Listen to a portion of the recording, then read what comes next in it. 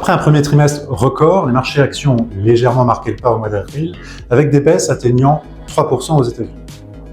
En Europe, malgré un début de saison de résultats déjà chargé, c'est la remontée des taux d'intérêt qui permet d'expliquer la surperformance des valeurs décotées sur les valeurs de croissance. Ainsi, aux côtés des secteurs bénéficiant de la montée des prix des matières premières, les banques progressent à nouveau pour atteindre 17% depuis début d'année. Dans les portefeuilles, la hausse de 9% de Total Energy est éclipsée par celle de plus de 30% de Galp Energia, présente dans le fonds UFL Dynasty Family. La construction des portefeuilles gérés en direct par Myria AM confirme son efficacité. L'ensemble des fonds de la gamme arrive à naviguer dans des marchés ayant retrouvé de la volatilité. Sur le mois d'avril, les marchés financiers ont présenté une performance contrastée. Jusqu'au 19 avril, une nette inversion de tendance s'est manifestée avec une baisse significative des actions de plus de 3%. Les autres catégories d'actifs ont également enregistré des baisses avec notamment une performance du crédit investment grade plus faible que celle des govies.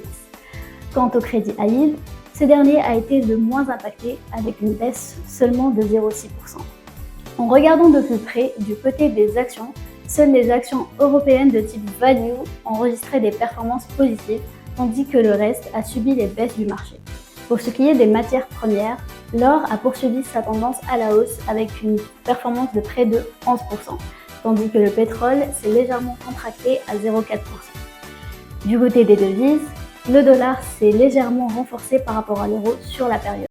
Porté par la perspective d'un torrent d'assouplissement monétaire et euphorisé par des bouffées psychédéliques générées par l'IA, les marchés ont fortement progressé cette année.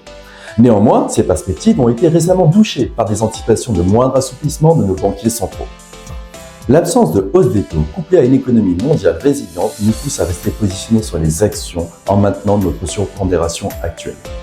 Nous marquons toujours une préférence pour les actions américaines et européennes. Sur le Japon, nous sommes restés sur notre position de neutralité que nous conservons également sur les pays émergents.